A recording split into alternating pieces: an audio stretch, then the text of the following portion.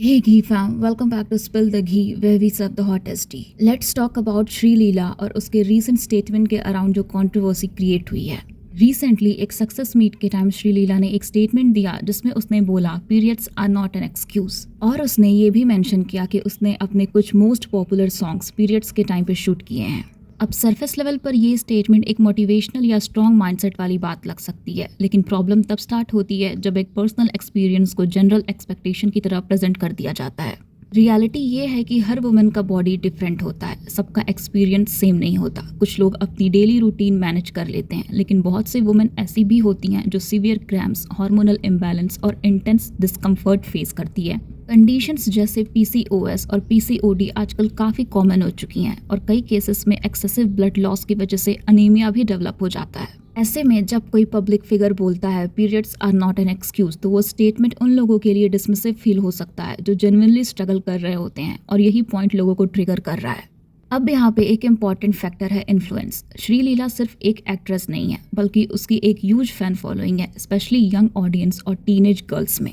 जब इतनी इन्फ्लुएंस वाली पर्सनालिटी ऐसा स्टेटमेंट देती है तो उसका इम्पैक्ट डायरेक्ट ऑडियंस के माइंडसेट पर पड़ता है। एक यंग गर्ल जो ऑलरेडी पीरियड पेन या हेल्थ इशू से डील कर रही है, वो ये सोच सकती है कि शायद वो ही वीक है या एक्सक्यूज बना रही है, जबकि रियलिटी बिल्कुल डिफरेंट हो सकती है।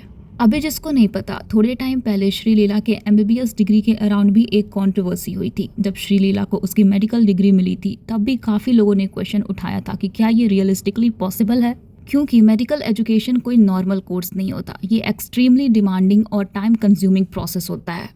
जनरली मेडिकल कॉलेजेस में सुबह 8 बजे से लेकर शाम 4 बजे तक कंटिन्यूअस क्लासेस होती हैं, वो भी मंडे से सैटरडे। प्रॉपर लंच ब्रेक तक मुश्किल से मिलता है। साथ ही अराउंड 80% अटेंडेंस मैंडेटरी होता है एग्जाम्स के लिए। और जब इंटर्नशिप स्टार्ट होती है तब सिचुएशन और इंटेंस हो जाती है। हॉस्पिटल ड्यूटीज कंटिन्यूअस होती हैं, कभी कभी 24 से 72 आवर्स तक का वर्कलोड होता है, और हॉलीडेज भी बहुत लिमिटेड होती हैं। अब अगर इसी के पैरेलल श्री लीला का एक्टिंग करियर देखा जाए तो वो भी इक्वली हेक्टिक है। मूवीज की शूटिंग स्केड्यूल्स जो 3 से 4 मंथ्स तक चलती हैं लॉन्ग वर्किंग आवर्स के साथ, फिर brand endorsements, ads, award shows, performances और ऑल इंडिया प्रमोशंस, ये सब मैनेज करना खुद में फुल टाइम कमिटमेंट है। इसी वजह से लोग ये क्वेश्चन रेज कर रहे हैं कि क्या इतना डिमांडिंग मेडिकल जर्नी और इतना एक्टिव फिल्म करियर एक साथ रियलिस्टिकली बैलेंस हो सकता है। ये डायरेक्टली एक्यूजेशन नहीं है, लेकिन एक लॉजिकल डाउट जरूर है जो पब्लिक के माइंड में है।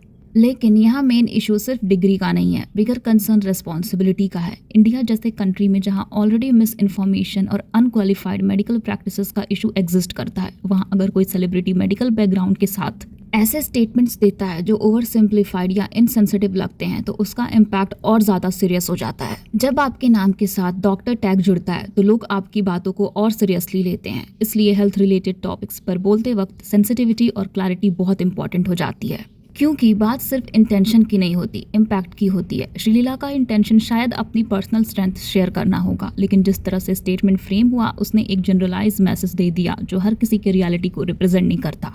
स्ट्रेंथ हर किसी के लिए डिफरेंट होती है और हर स्ट्रगल वैलिड होता है, क्योंकि कुछ लोगों के लिए पीरियड्स के टाइम काम करना मैनेजेबल हो सकता है, लेकिन दूसरों के लिए वो फिजिकली और मेंटली एग्जॉस्टिंग हो सकता है। और दोनों ही रियलिटीज इक्वली वैलिड हैं।